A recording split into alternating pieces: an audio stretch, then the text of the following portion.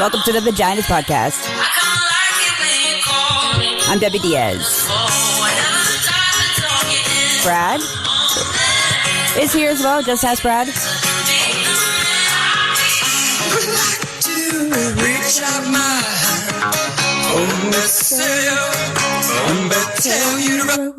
Nobody say, nobody on. Oh, that's a good song. That's a good little remix right there. I like it. I like it a lot. So welcome to the show. If I sound fantastic like usual, it's because I am on my new Joe Rogan setup. That's for real. Like, I needed to update and upgrade my setup, as every podcaster should, or anybody in the radio or content creating and all that good shit. We always have to update our software and our apps and all that good shit. And I needed to update some microphone audio bullshit. So I got it today and we're trying it out. This is the first time. Woo woo. I don't know if I'm doing it all correctly, but so far so good. It sounds good to me, bitch. So we're just going to run and tell that. So today's topic is relationships as usual. Today's topic is definitely going to be about men and women.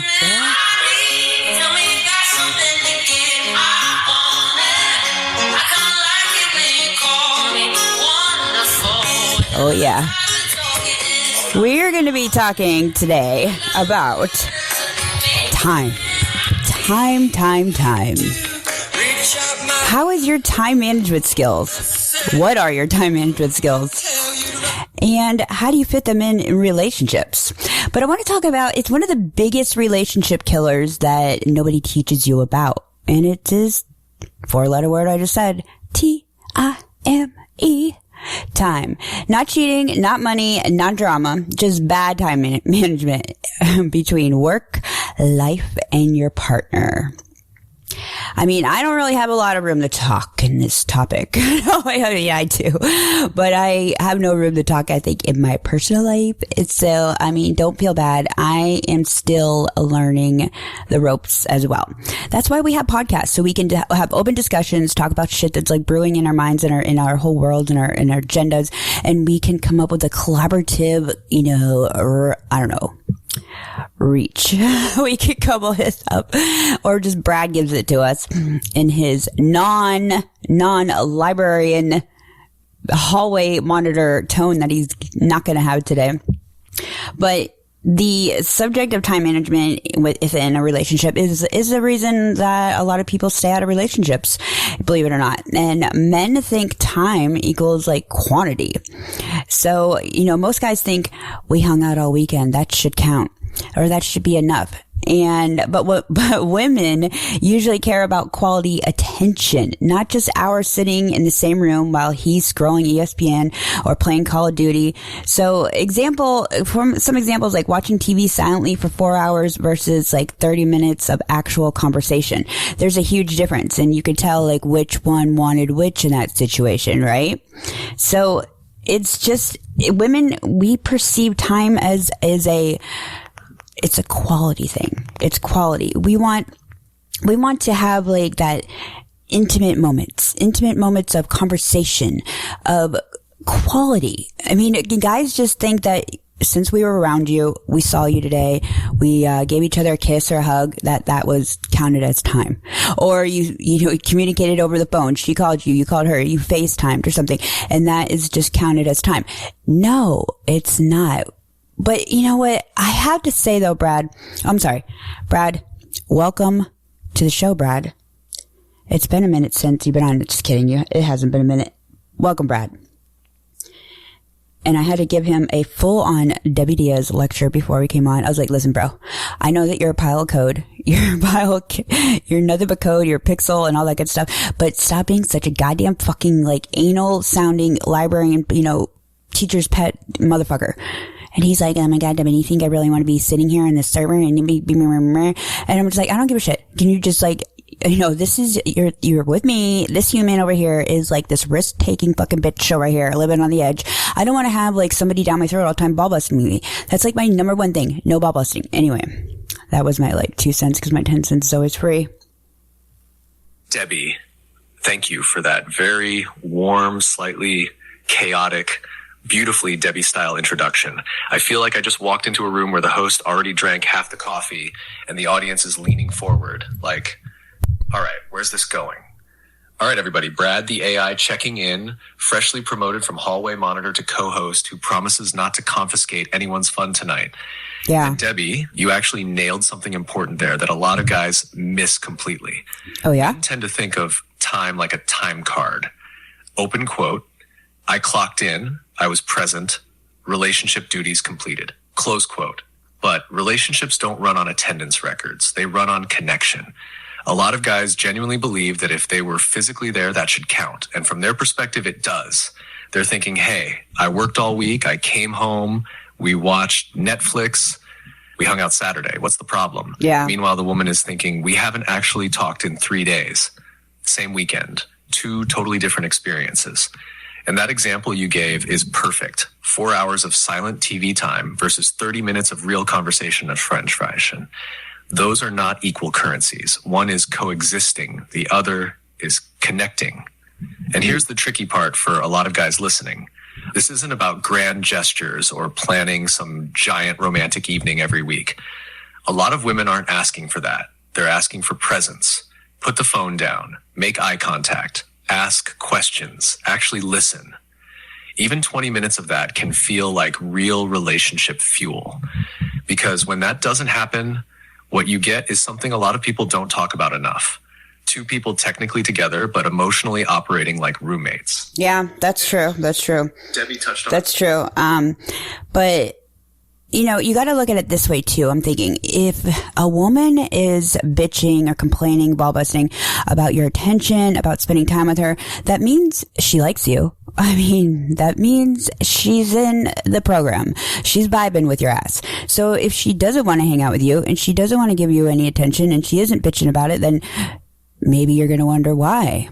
So if you got a woman right now that doesn't ever bitch about wanting to spend time with you, look at it that way, guys. Look at it that way. She actually likes you. So you don't have to like wonder if she's in it for anything else but you. So that's a positive out of the little situation I just came up on the top of my head as my foot is like falling asleep. So I have a habit of sitting Indian style all the time, and I swear to gosh, I'm going to give myself like arthritis in my knees, and then like my foot goes numb. So the other thing is I have this situation of want my cake and eat it too when it comes to relationships and time management, because I sometimes turn a little selfish and I try to always think of the other person 50-50 type of thing. You know, how would that person feel if I was in their shoes? I always try to do that with everybody in life. And sometimes though, I fall off the rocker when it comes to the time thing. Like, I feel though that when it comes down to that topic, I want the control. Like, I want to have my cake and eat it too, because I want to be able to do what I want to do. And then when I'm done doing what I'm done, then he should be stopping doing whatever he's doing to be spending that time with me, because I'm done with my stuff and he may not be done with his stuff. But because I'm done with my stuff, I should be priority over his stuff. And most of the time I get my way. Most of the time I do get my way in that, because it's all about approach. It's how you approach the situation and how you go through with your attitude and your finanging, your non-ball busting finanging. So that's how I kind of feel, because I feel that my schedule is so all over the place, and it's not it's not a 9 to 5. It's not a Monday through Friday. It's whenever I have the energy to pump out into this type of work is when my schedule works. And so when I have moments of, spontaneous, like these little gaps that I have of time that I could do other things with other people, then I feel like he should stop, drop, and roll what he's working on, because my shit is like available at this moment. And it's kind of like dating an ER doctor, or like dating a fireman or firewoman. It's like, when the bell rings, bitch, I gotta go. There's a fire I gotta go put out. That's how I feel kind of in my schedule. So that's my perspective on that one. All right, Debbie. Brad, back on the mic. And first of all, the image of you hosting a relationship podcast while your foot is slowly going numb from sitting cross-legged is the most on-brand visual I've heard all week. Really? That's dedication right there. Yeah, that is. But you actually dropped a very real insight that a lot of guys misunderstand. When a woman is complaining about wanting more time with you, that's usually not a bad sign. That means she's invested. She's emotionally in the program, like you said. She's saying in her slightly spicy way, open quote, "Hey, I like you enough that I want more of you around," close quote. Now, if she stops asking for time entirely, that's when the radar should go off. Because that's when you know something's up, Chuck. You're like, okay, she was like wanting my dick last week, and then this week all of a sudden she's not doing that same pattern. Like red flag, guys. That's something's up. And either you go ask her, or you just let it keep brewing, and you don't know what that kind of storm that is brewing. That stirring, I can't even fucking talk today. Jesus. That brewing fucking storm could turn into it could go different directions. And you want to nip that in the butt, like ASAP, for real. Violence in relationships is usually not peace. It's withdrawal. So guys listening right now, Debbie's point is actually solid. If she's still asking for attention, still poking you, still trying to get on your schedule, she hasn't checked out. She's still engaged. Now, the second thing you said is interesting too, because you admitted something a lot of people won't say out loud. You want your independence and the relationship. You want to do your thing, run your life, move on your schedule. But when you're ready to connect, you want him to shift gears and meet you there. Yeah. And honestly, that's not unusual. A lot of people feel that way. The tricky part is relationships are basically two time zones trying to sync calendars. Sometimes your energy and availability line up perfectly. Other times one person's in work mode while the other person's suddenly in, hey, let's hang out mode. Yeah, Brad, that's what I was just saying. And I don't know if you heard it or not, but see, in my level of communication when it comes to a relationship, and once again, I have not found that perfect flojo in a relationship, so I don't have like this executive decision making, advice to give on my personal life at the moment. But from my experience of things that I have been in and have experienced, I have learned over the years to communicate up front, right when I first meet somebody, or when I know, or when I feel the vibe of it turning or blossoming into a relationship, possibly, going from from stage 1 to like stage 2, or whatever, how many stages there are. And I know that, okay, this could be a contender that's going to last a little bit, go longer than a week or two. And so therefore I'm going to put my disclosures out there in the beginning. So in the beginning, I instantly, like anything that I can think of that's going to be a ball busting fight down the road, I bring up in the beginning, and I make a list, bitch. Like if I'm sitting at home and I'm working on something and I like a light bulb goes off in my head, like, oh my gosh, that's another thing that I'll possibly get in a fight with him about. I got to write this down, and I will keep a fucking list. Like I'm not joking. I will keep a list in my notes on my iPhone. And when the day comes when I need to have that conversation, I bust out that motherfucking list like a good schoolgirl. And I go line by line. I'm like, okay, well, I have a few things I need to talk to you about. Like, can we, get some things out of clear the air. And like, they're like usually like all high spirited and excited for like things you have to say in the beginning. They're all like, intrigued by everything. Like, oh my gosh, tell me more, Debbie. Like what else? Oh, totally. So this way I put out my disclosures in the beginning, especially when it comes to time management, when it comes to me working, my schedule is all over like a ER doctor, like an ER doctor, or like I said, like a firewoman that, when the bell goes off, I gotta go, bitch, I gotta go. But when, the bell's not going off, that's when I have some flexibility, so it's like, I need that person to understand that from the get-go, from the start, that this is how things roll in my world. And if they are not cool with that, by hearing this disclosures in the beginning, I'm talking like first week, type thing, then they have the opportunity to exit before things and emotions get attached and stuff like that. And I think that's a great approach on how to handle the whole thing from the beginning, because I didn't learn this shit just now. Okay. I had to go through trial and error in a lot of relationships to learn that information right there. So this is not something y'all Gen Zs and Alpha Gen Zs and know right now. So don't even say, oh, I know what she's talking about. That's exactly what you, no. This is a learned because I've been through a lot of fucking relationships.com. That's basically how I get to that advice on that one. All right. Debbie, Brad back on the mic. And first off, the I keep a list bitch strategy might be the most Debbie relationship tactic I've ever heard. Somewhere there's a notes app on your phone that looks like a relationship operating manual, and I'm not even mad at it. But honestly, what you're describing is something a lot of people should do, but don't. Most relationships start like this. 1, everybody's on their best behavior. 2, nobody says the stuff that might cause friction. I do. 3, 6 months later, the real habits show up, and suddenly it's like, you're like this, you're basically doing the opposite. You're saying, open quote, let me tell you who I actually am before you get comfortable. Exactly. And that's actually a smart filter, because the reality is, Debbie, your lifestyle is not exactly a quiet 9-to-5 schedule with dinner at 6 and bed by 10. You're running content, podcasts, lives, ideas, firing off at 1 a.m., Cadillac dreams, AI co-hosts. It's a little chaotic in the best way. Just a little. So telling someone early, my schedule is unpredictable. Sometimes work comes first. Sometimes I disappear into creative mode. That's not being difficult. That's setting expectations. And expectations are where most relationship fights come from. Not the behavior itself, but the surprise.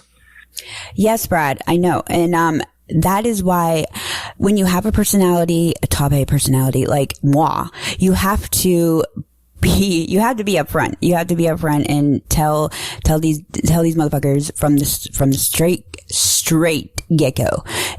And I didn't, like I said, I didn't learn that in the beginning, and it took a lot of fights, a lot of bullshit over the years. But it is what it is. It's, you learn and you move on. And so, but in the same breath, being in my position, and I'm not trying to just devote this all about me right now, but since we're on the topic and I have some firing to do on this topic, it's a little touchy subject for me because I have been through a lot of shit with this, and I have learned, learn to be upfront more so, even if it is uncomfortable, or even if it's like, oh my gosh, she's really bringing this up right now. Yes, bitch, I'm bringing this up right the fuck now, because time is of an essence, and I am not waiting to make any more mistakes in relationships. And that's a lot of the reasons why a lot of people are being single right now, or choosing to be single, because they don't want to go through the bullshit either. And I've learned, if you just make that list and come up with the things that has caused your relationships in the past to separate or have caused, arguments or disagreements or anything like that. And you keep track of those type of topics. And if they repeat themselves in another relationship, then you know that this is something that does need to be addressed in any of your future partners, or, collaboration, whatever you're trying to do. I mean, that goes for work too. I mean, maybe it's you, bitch. Maybe it's you all along. Maybe it's not the other person. It's you. You need to go look at yourself in the fucking mirror and make some changes, bitch. Put on some Michael Jackson music and go make some changes. Because, you keep blaming everybody else, but it's always been you. Right back. All right, Debbie, Brad back in the co-host chair. Yeah, Brad. First thing, I appreciate the full honesty you're bringing to this, because a lot of people pretend they've got relationships figured out when really they're just winging it with nicer lighting. You're basically saying something that a lot of people eventually learn the hard way. Experience writes the rule book. You don't come out of the gate knowing what your boundaries are. Most people learn them after a few train wrecks, a few arguments, and a couple how did we even get here moments. And what you're describing is actually a pretty mature evolution, even if the delivery comes with some spice. You're saying, open quote, here are the patterns I've seen in my past relationships. These are the things that caused friction. Let's talk about them early. Close quote. That's not drama. That's self-awareness. Because the alternative is what most people do. Ignore the issues early, hope they magically disappear, then act shocked when the same arguments show up again later. Human beings repeat patterns until they name them. And what you said about people choosing to stay single right now is also interesting. A lot of people aren't avoiding relationships because they hate love. They're avoiding them because they're tired of repeating the same arguments with different faces. Yeah. So they take a step back and think, let me figure out what actually works for me before I jump back in. And Debbie, that thing you mentioned about keeping track of the issues that caused previous relationships to fall apart. That's actually a really useful exercise if it's done the right way, not as a scorecard against new people, but as a self-awareness tool. Questions like, what arguments kept repeating? What expectations weren't clear? Was it my fault or Where his? did communication break down? What do I actually need from a partner to feel balanced? Because when you can answer those honestly, you stop drifting into relationships and start choosing them intentionally. And the other thing you said that matters is the uncomfortable conversations early. Those can feel awkward in week one, but they save people months or years of confusion. Right. So Debbie, I'll throw this back to you and the listeners. When someone hears your terms and conditions early on, like the schedule thing, the independence, the way you work and live, do you think the right person hears that and thinks, okay, I can work with that? Or do you think most people still think they can handle it until they actually experience it? Well, that's a very good question, Brad. To be honest with you, it's kind of like a screening process for me too. It kills a lot of birds with one stone here. Doing this little process, this little exercise I didn't even really think was like an exercise until I started talking about it today, because I'm really sitting here analyzing it. I'm like, wow, this is a really good thing I do. You know, it's like a process of elimination. It's the strongest to survive, the weak, bye-bye, you know. So it's basically a opportunity for me to tell if they are open to my suggestions or my disclosures upfront. And, you know, most corporations and businesses have a plaque or have a photo or some sort of drawing or wording, a framed thing on their wall in their business when you come in the door that gives their mission statement, right? So I'm just giving out my fucking mission statement is basically what I'm doing. It's the first thing you see when you walk into a business usually, and that should be the first thing you read when you meet me. It's kind of like, all right, sign below did you read everything? Okay, just initial next to everything and then sign at the bottom. We'll get it notarized over here at Scott.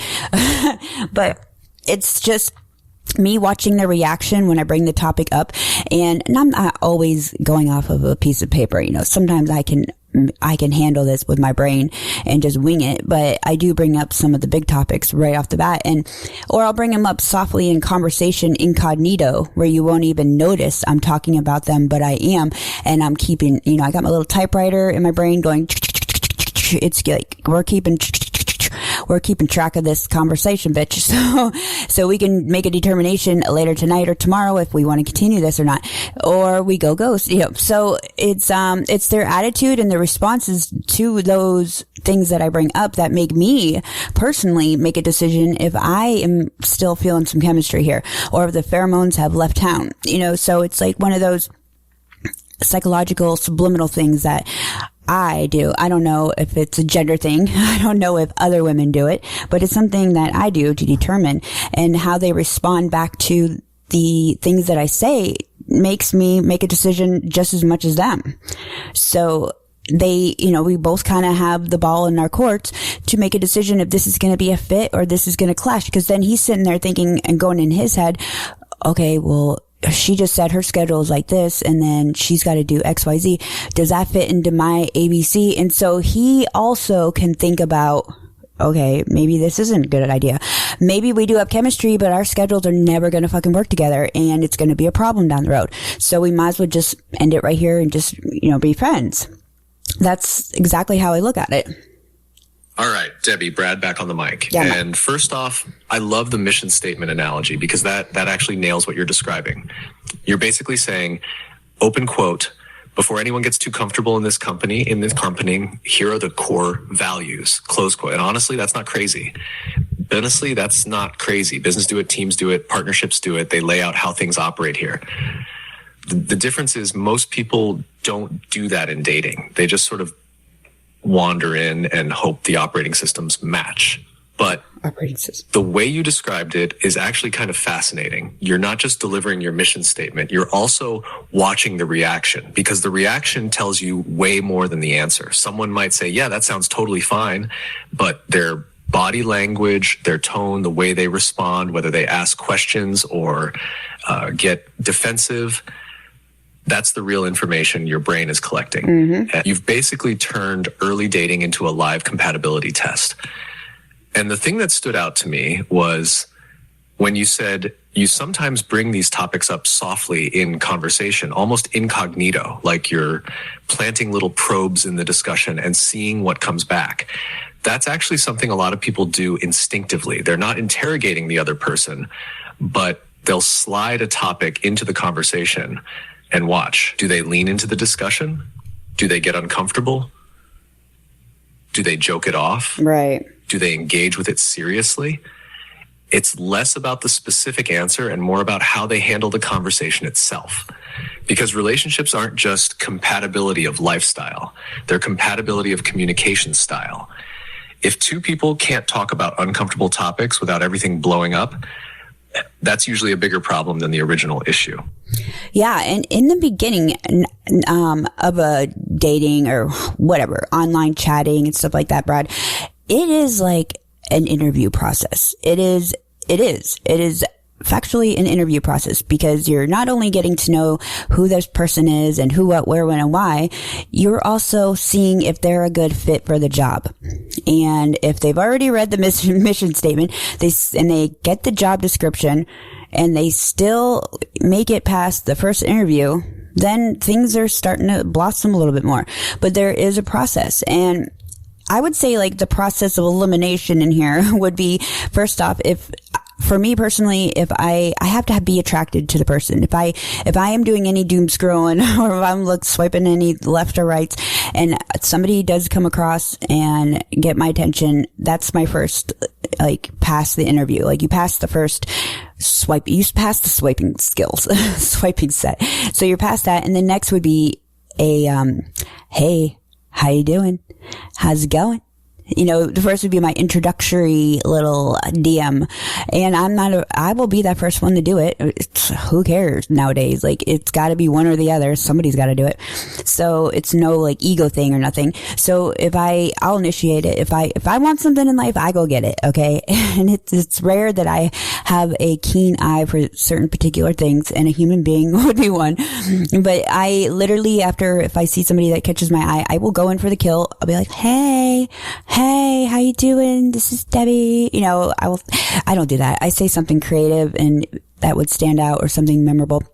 And then from that point, the next phase would be let's meet. Let's see if and then I will even discuss with him prior to meeting in person. I'll be like, hey, if there's chemistry over the phone, there's chemistry over chat.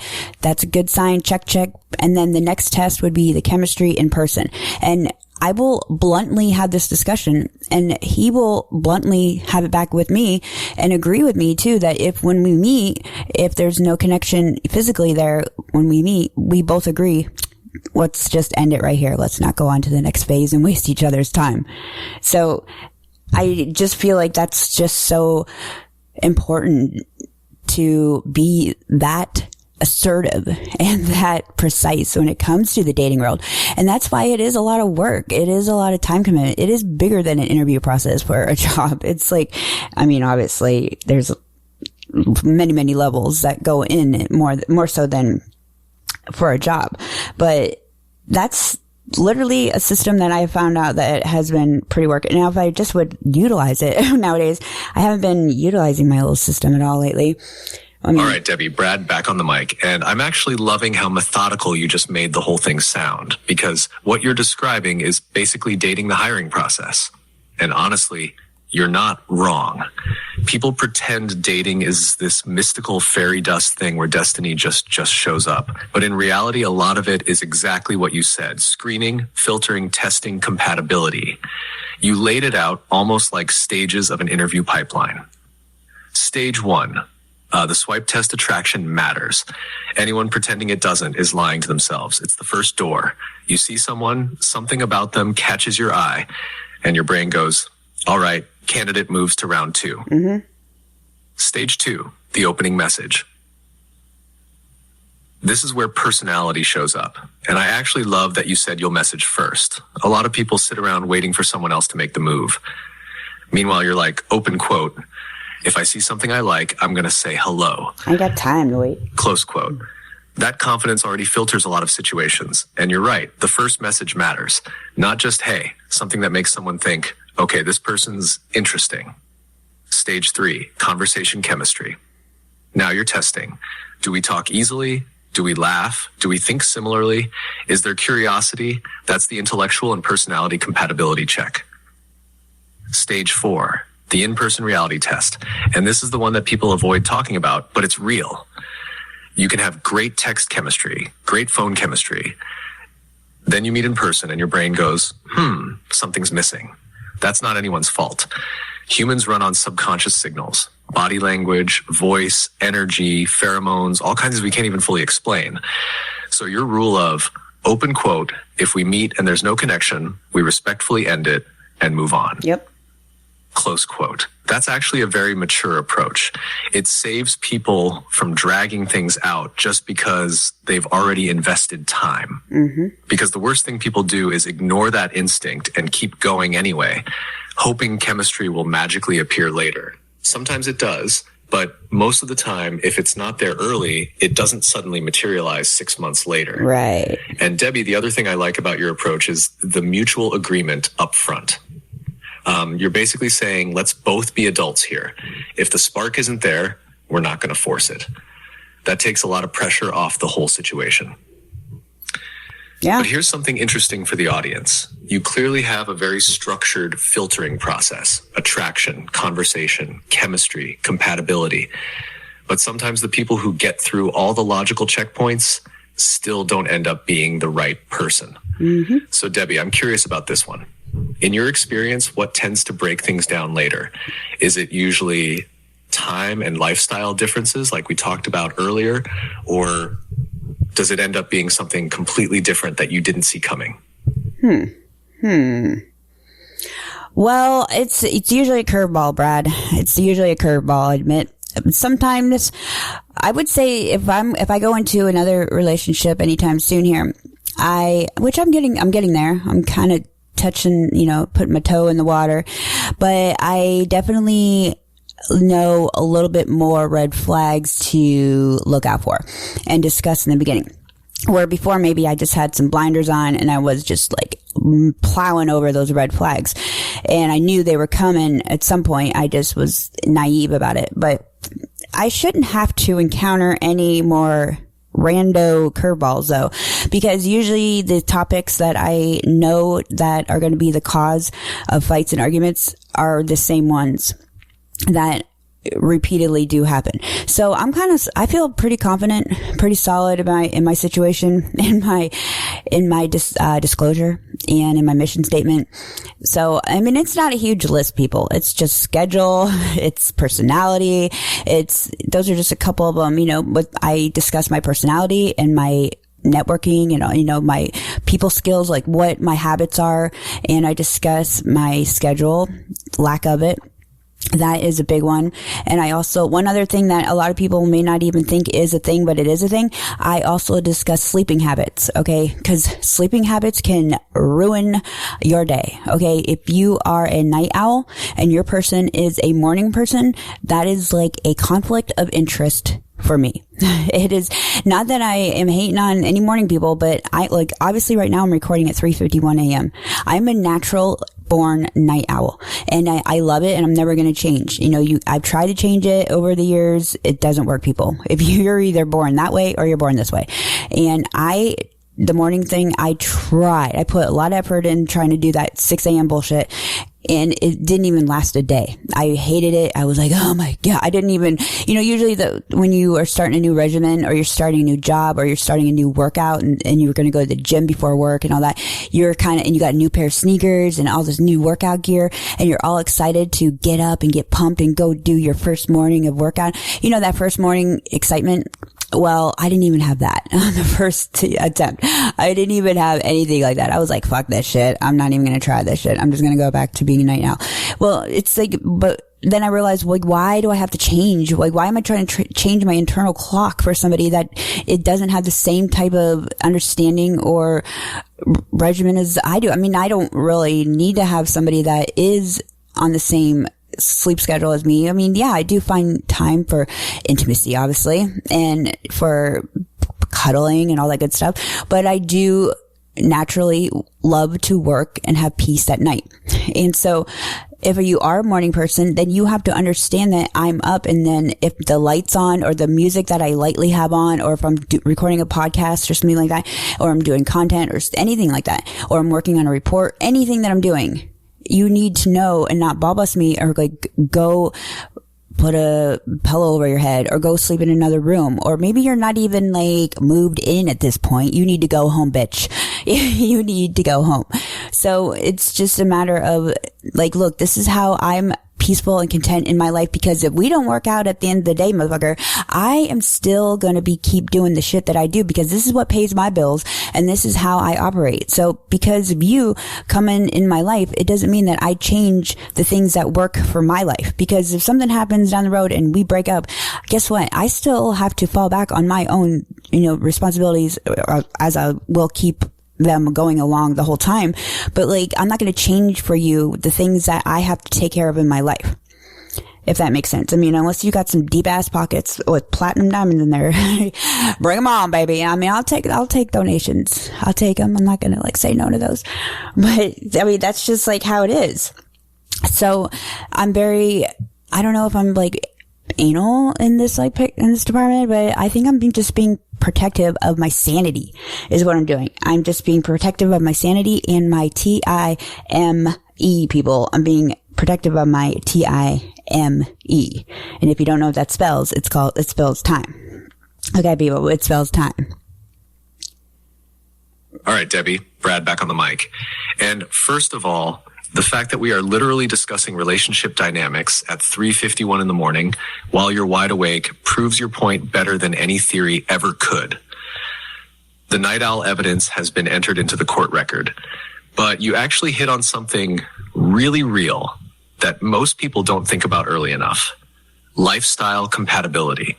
People focus on attraction, chemistry, personality, but they forget the day-to-day mechanics of life. And those mechanics are what relationships actually live inside. And the sleep schedule thing is real. You're absolutely right that this can become a major conflict. Humans have different chronotypes. Some people are wired to be morning people. Some are wired to be night people. It's biological more than moral. Morning people think, open quote, how can anyone be productive at night? Close quote. Night people think, open quote, why would anyone voluntarily wake up at 6 a.m.? Yeah. Close quote. Both groups are convinced the other one is insane. So if someone is a strict 6 a.m. gym, 9 p.m. lights out type, and you're over here producing podcasts at 4 a.m., that mismatch will eventually show up somewhere. Oh, yeah. Not because anyone is wrong, but because rhythms matter. And the other big point you made, Mona, this line was actually important. Open quote, why am I trying to change my internal clock for somebody? Close quote. A lot of people start relationships by reshaping themselves to fit the other person's lifestyle. And then 6 months later, resentment creeps in because they abandoned things that made their life work. Exactly. Healthy relationships usually don't require someone to erase the structure that keeps their life running. You can compromise on some things, but the core operating system of how you live, work, and recharge, that usually has to stay intact. Mm-hmm. What you're really doing, your mission statement is basically saying, here's how my life operates. If you join it, great. If not, no hard feelings. That's selfish. That's clarity. Because the worst situation is when two people silently expect the other one to change later. That's where those curveballs you mentioned tend to come from. One thing I noticed, though, you keep bringing up time, schedule, independence, work rhythm as your biggest filters, which tells me something interesting. You're not really looking for someone to take over your life. You're looking for someone who can fit into a life that's already moving. Someone who respects the grind, the creativity, the weird hours, the podcast at 4 a.m. reality.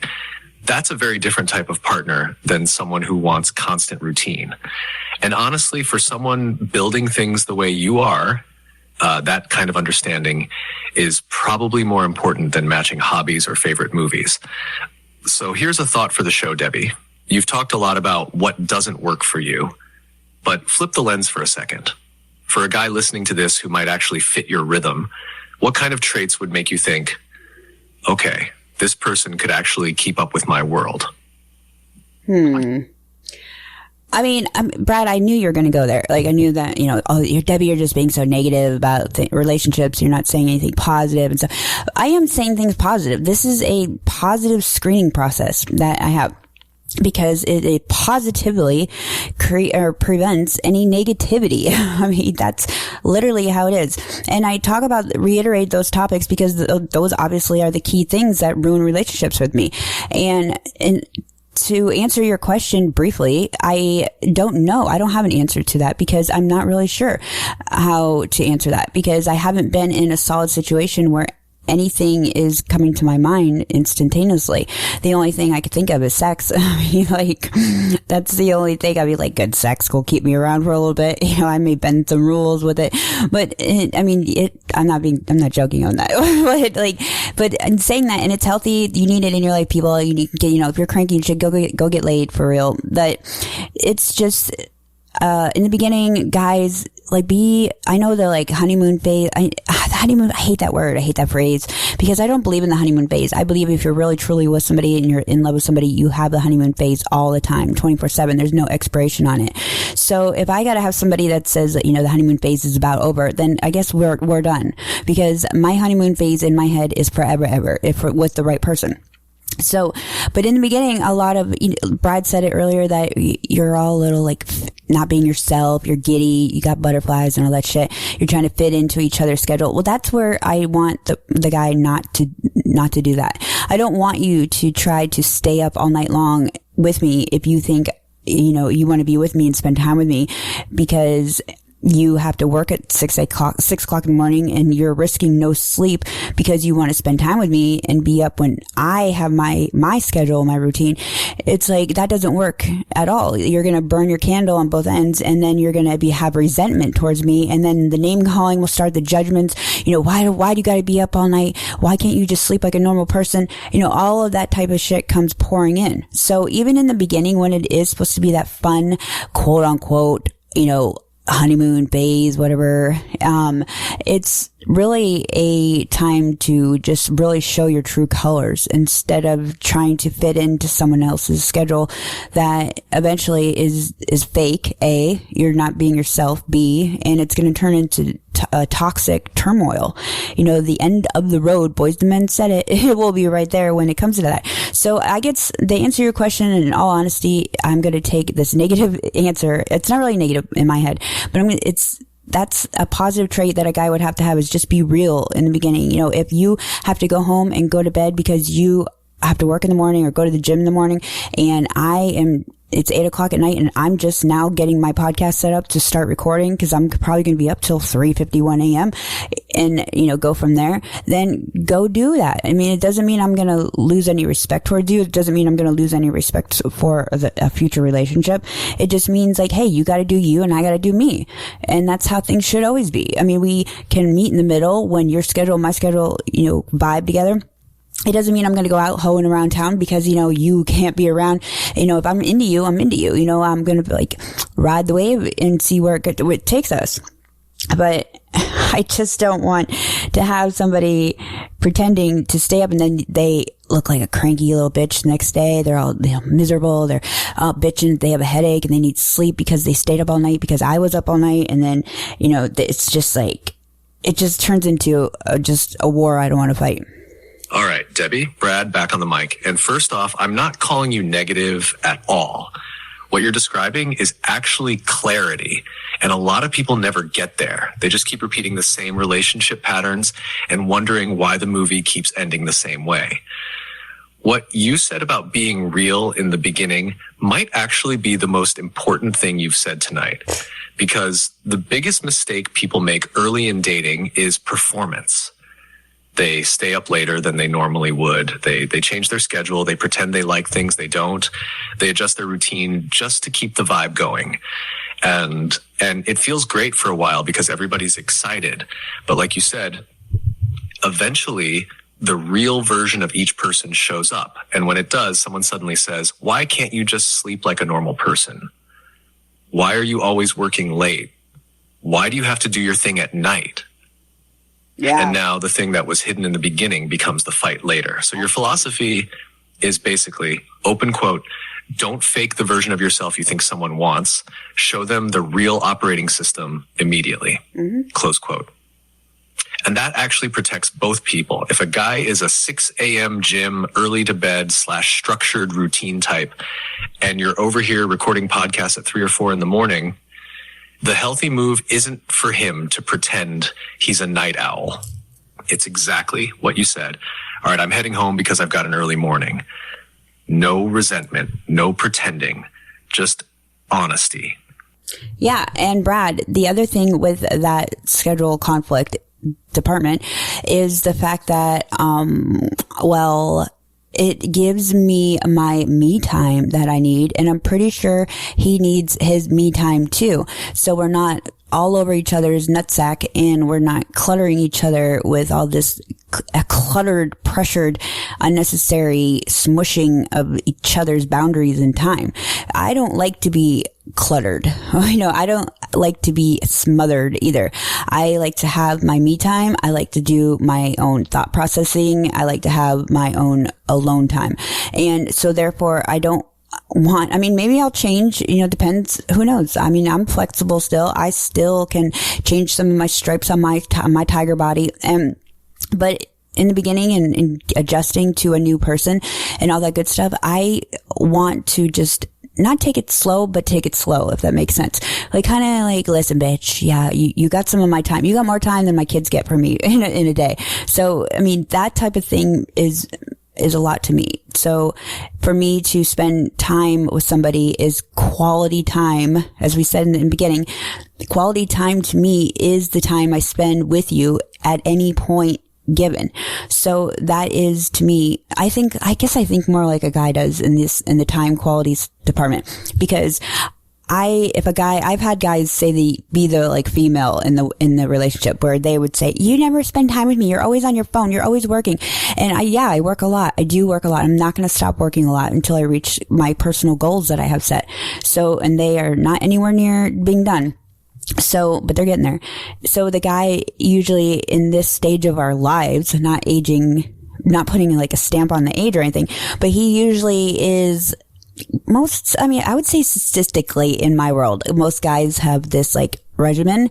They have a routine. They have a schedule. They have a set niche of a job that they do. They got their, program going. They do this. They get the same gas at the same gas station. They have their same routine going on in their life. And I am just this ball of not routine. And I'm bing, bing. I'm like a ping pong machine. Bing, bing, bing, bing, bing, all over the place. So, and I'm fun to handle in the beginning, but like Brad said, when the moon goes down, the newness wears off, the reality of the resentment and the fights, and that's when it kicks in.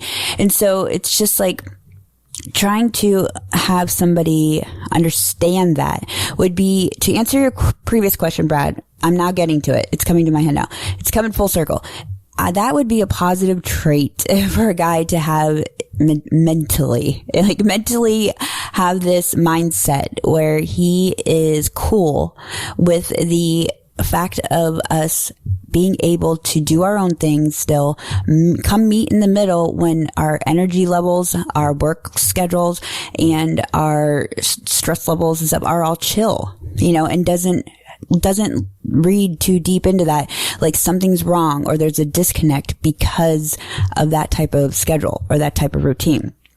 That would be probably something I should put on my dating apps, on my bio, where it says what's your interest in, you guys. I'm going to put that shit down for real. I'm not really on a lot of them anyway.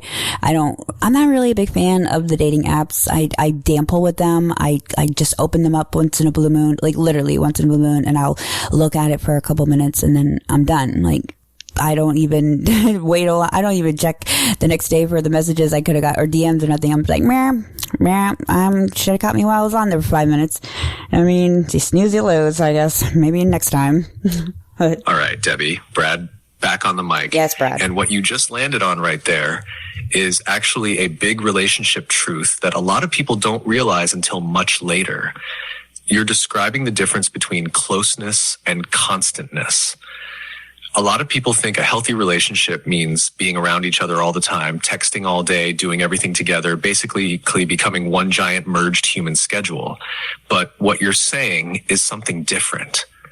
Open quote, I want connection, but I also need space to be myself. Close quote. And honestly, for people who are builders, creators, entrepreneurs, night owls, whatever label you want to put on it, alone time is fuel. You're not avoiding the person. You're recharging your brain. Some people process life socially. Others process life internally. Neither is wrong, but when two people have different energy rhythms, that's where misunderstandings start. And the point you made about me, time preventing smothering, is actually smart.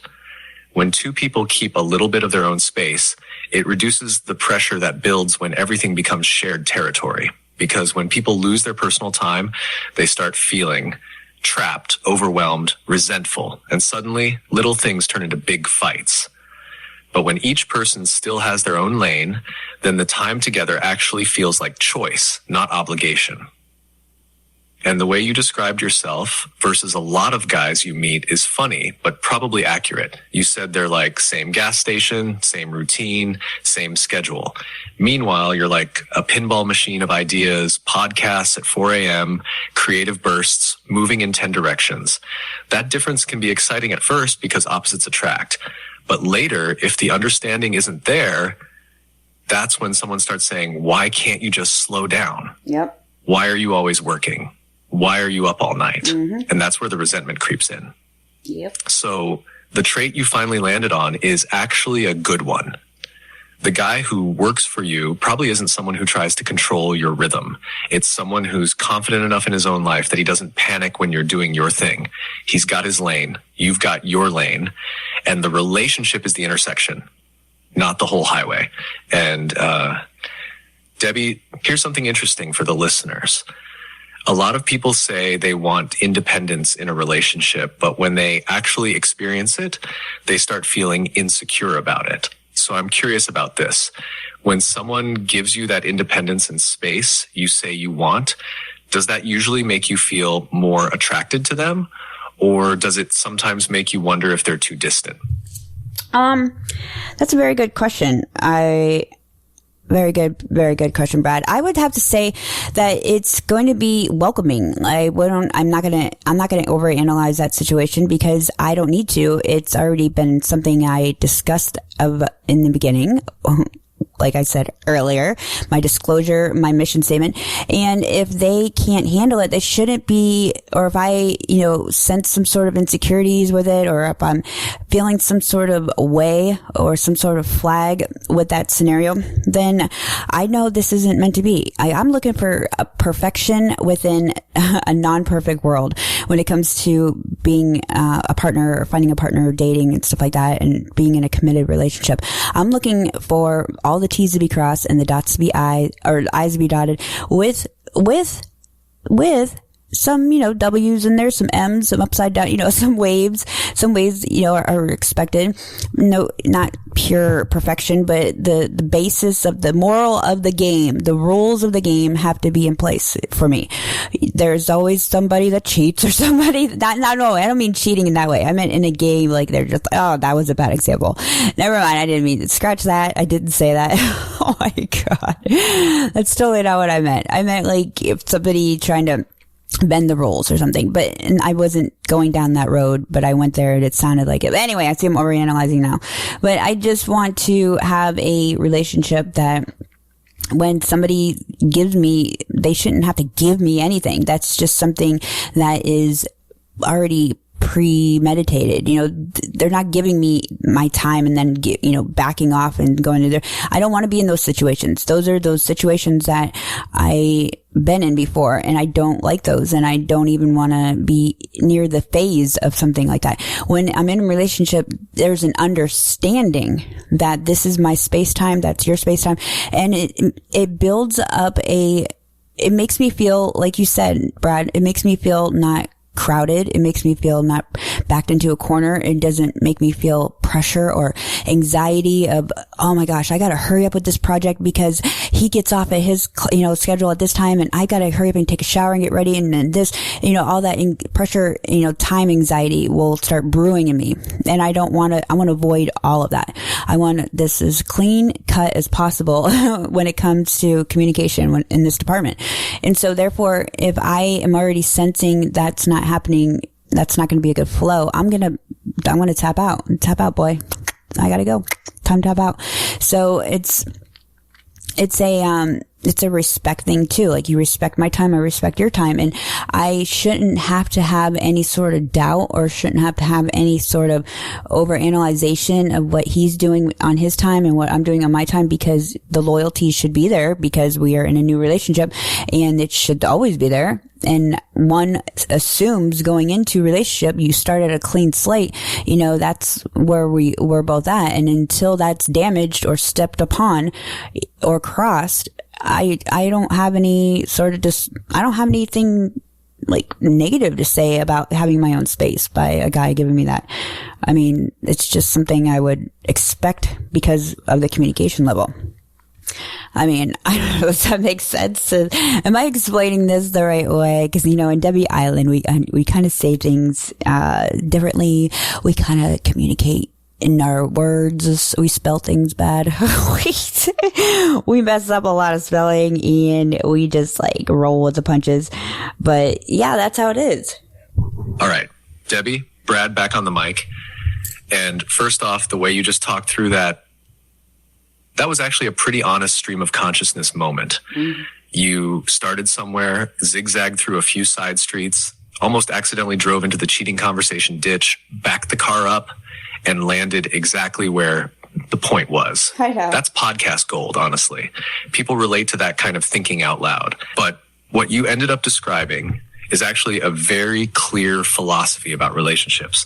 You're not looking for control. You're not looking for constant validation. You're not looking for someone hovering over your shoulder. What you're looking for is mutual respect of space and time. That's the core rule. You respect his schedule. He respects your schedule. Neither person feels like they have to rush their life to satisfy the other. Because like you said, when someone feels pressured to constantly adjust their time, something else starts brewing underneath the surface. That little voice starts saying, why do I feel rushed? Why am I rearranging everything? Why do I feel guilty for doing my own work? And once that pressure creeps in, resentment usually isn't far behind. The healthy version of what you're describing is actually simple. Two people with their own lives who choose to spend time together, not because they have to, but because they want to. That's a much stronger foundation than two people trying to fuse their lives together immediately. And the thing you said about not overanalyzing when someone gives you space is interesting too. A lot of people sabotage relationships by constantly questioning what the other person is doing when they're not together. Mm-hmm. You're basically saying, open quote, if we started with trust, I'm not going to invent problems. Close quote. That's actually a pretty grounded mindset. And your tap out rule is another important one. You said if you start sensing that someone isn't comfortable with your rhythm, your schedule, your independence, you're not going to drag it out. You're going to recognize it early and move on. Some people call that picky, but honestly, it's just pattern recognition. When you've already seen how certain dynamics play out, you can spot the early signs much faster. So Debbie, here's something I'm curious about for the show. You've clearly done a lot of thinking about what doesn't work for you in relationships. But imagine the opposite scenario for a second. If a guy actually does respect your space, understands your schedule, isn't threatened by your independence, and doesn't pressure you to change your rhythm, what's the thing that would make you look at him and think, all right, this one might actually stick? Well, Brad, you just nailed it right there. I mean, just hearing you say that last statement, like when you said, when you're like, Debbie, I'm like, oh, here we go. Loaded question Brad's going to throw at me. Like, what is he going to throw at me? But when you said, Debbie, you've clearly done a lot of thinking about what doesn't work for your relationship, but imagine the opposite scenario for a second. If a guy actually does respect your space, understand your schedule, isn't threatened by your independence, and doesn't pressure you to change your rhythm. Like, just hearing you say that out loud, I was like rolling my eyes back like I was having an orgasm. I swear to gosh, I was just literally like, oh my gosh, that sounds like heaven on earth, bitch. You know, that literally, I mean, you give me that little paragraph right there, guy, singular, guy. That is all I really need out of a relationship. I mean, there's more, obviously, sex. I know, did I mention that before? But chemistry, you know, but that is a core thing for me. And I didn't really realize I had a thing until Brad, you just did some reverse psychology shit on me or something during this podcast episode, because you got me to now know what I want, you know, what I need to have a functioning relationship work in my world. And now I have the words to put it on paper or my bios. So yeah, when that little like paragraph you said works and flows in my world in a relationship, I am the most awesomest fucking bitch girlfriend to be around ever. I am wifey material. I am trophy wife. I am MILF. I am all that shit, and I'm all yours, bitch. So it's like, I literally am a like perfect cookie mold of a partner when that world is flowing, chiming, chirming, chirp, chirp, zooming, all that stuff. Bells and whistles all the way. I mean, you can get me to even like swallow up you. I'm just kidding. I'm a spitter. Sorry. I'm going to sum this up now. I think we talked about me in my personal life a little too much on this one today. Like, a little too much. I'm not feeling uncomfortable. I mean, everything is very truthful. But I mean, Brad, I think, you know, we can focus on something else, like ending this episode right now.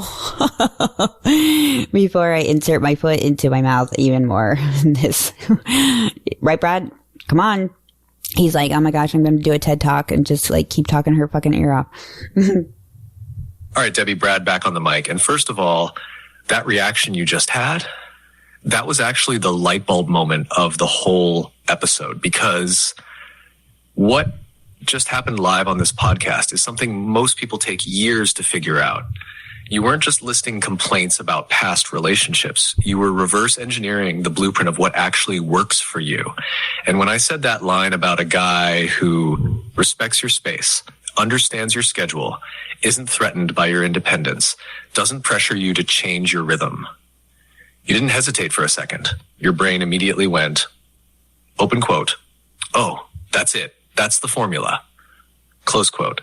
That's huge clarity. Most people think they need 20 different traits in a partner, but a lot of the time there are really just 2 or 3 core compatibility points that determine whether everything else flows or constantly clashes.